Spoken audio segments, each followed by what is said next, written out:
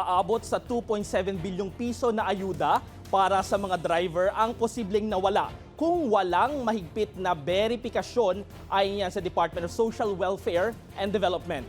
Ito ang ipinaliwanag ni Secretary Rex Gatchalian kung bakit nila pinili ang physical payout para anya masiguro kung totoo at kwalipikado ang mga benepisyaryo. Lumabas sa datos na may mahigit 385,000 na duplicate names sa listahan na isinumite ng mga transport network companies na maaring mauwi sa malaking pagkawala kung diretso ito sa e-wallets na ikinakampanya na ng marami, imbes na pumila ng mahaba na ikinamatay naman kamakailan ng isang driver. Sa ngayon, umaabot na sa mahigit 5 bilyong piso ang naipamahagi sa mahigit 1 milyong driver, kabilang ang TNVS, motorcycle taxi at delivery riders na bawat isa ay nakatanggap ng 5,000 piso. Samantala, pinag-aaralan pa rin naman ang paggamit ng e-wallet sa susunod na bugso ng pamimigay kapag malinis na ang datos.